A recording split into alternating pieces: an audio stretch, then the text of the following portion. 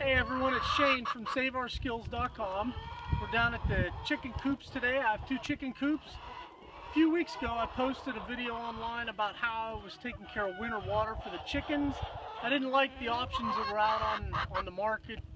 So I came up with my own system. Like I said, I posted a video a few weeks ago. We're going to go inside, check it out, show you what we're going to do, but we're actually going to build another one today for the other coop.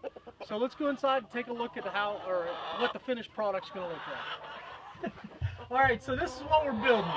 Like I said, the waters that I've seen, the electric's actually attached to the water. I didn't like that. So I built this little contraption here. It's got a heat lamp inside, 3 buckets I used, and it just slides over top of the water. I'm not trying to heat the water, I'm just trying to keep it from freezing. So this is what we're going to be building today. That way we can get access to the water. Easy change outs, you know, all that good stuff. And like I said, I've had this in here for about 3 weeks, and it's working great.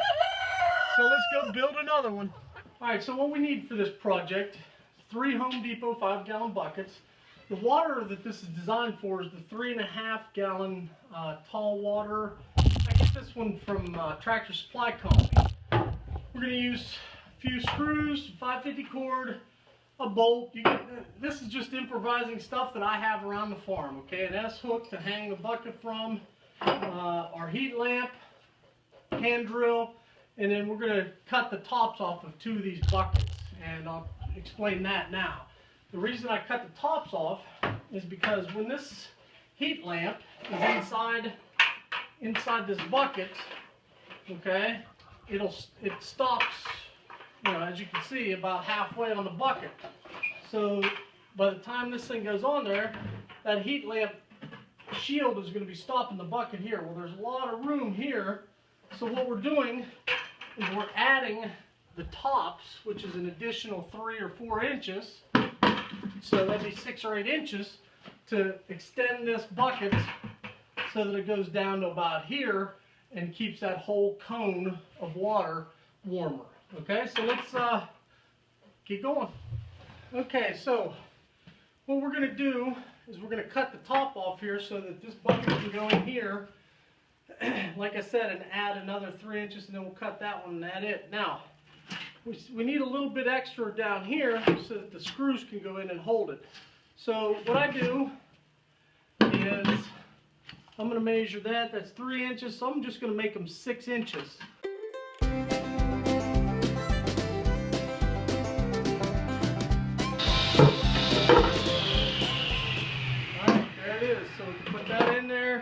Now I have a little bit extra that I can screw that into, and it's good to go.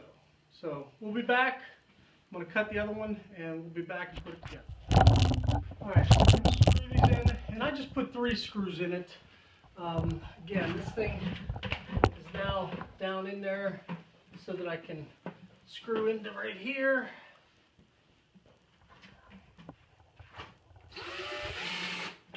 There's one, and then I just kind of get it so that they're evenly spaced. They don't have to be perfect.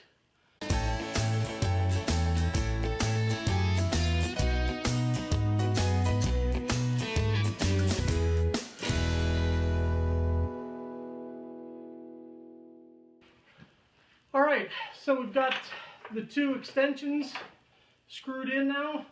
Now what we're going to do is put the light in. The hole in these buckets, I already had these buckets. They had a hole already drilled in them, and I'm not even sure what the size was. I used a hole saw. It's like 1 and 7/8. Okay, and the reason I had these drilled already was because I used these buckets previously in the rain gutter grow system. So if you haven't checked that out, I'll put a link below to that, Larry Hall's rain gutter grow system. It's a pretty neat system. Before we moved out to the farm here, I used the rain gutter grow system on 5 10-foot gutters, and man, it was just, it grew like crazy. So now the light that I use has the metal guards. You know, the guard goes through the shield here. Some of the other ones, I have another heat lamp around here somewhere. And it just snaps over the top. I don't like that one. Doesn't seem as secure. You know, and everybody's worried about putting heat lamps in their chicken coop, everything else. So I want this to be as secure as possible. So we're going to stick this cord, feed it down through the bottom here.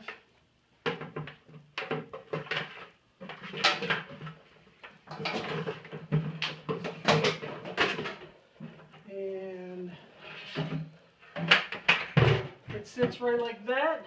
And all I'm going to do now is I'm going to put some of those same screws right into that metal on the lamp just to hold it up there. So we'll do that now.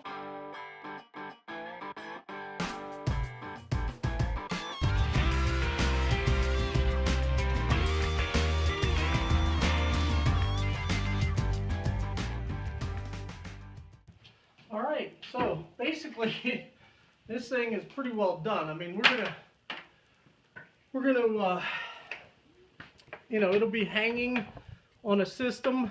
So we've got the 3 screws holding the lamp up. It doesn't fall down. We've got the extra shielding on here so that it covers more of the water. Now I'm going to drill 2 guide holes for 550 cord to drop down in.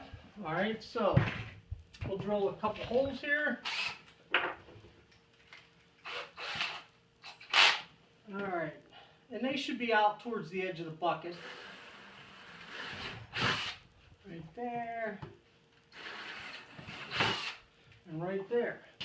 So now all we're going to do is we're going to take our 550 cord, go down to the chicken coop, hang it, feed it down through here, and then below, you know, the 550 cord will feed all the way down through. It will hang down here onto this bolt. This bolt will have the S-hook on it, and the water will hang right from the S-hook. And this thing will slide up and down over top of that on those guide wires. Alright, so we're going to take this down to the chicken coop and actually get it installed now. Alright, so we're in the coop now. We just got done putting a cross member up across the trusses to hang this water container from. Again, it's 3.5 gallons, so, you know, needs to have a little bit of support. So I'm going to tie the guide wires up here to the support. Alright, so that's what the bucket's going to run on. That's the guide wire system. Now, cut these and feed them down through the bucket. This can be kind of tricky. So we got to get past that lamp. That lamp actually is pretty tight in there inside the bucket. We got to get those past the edges of the bucket. And it looks like one came through. And there's the other. Alright. So that's what it's going to run on. Alright, so like I said, I got the Prusik on here. I'm just going to use that to hold the bucket up above while I work on tying this bolt to it.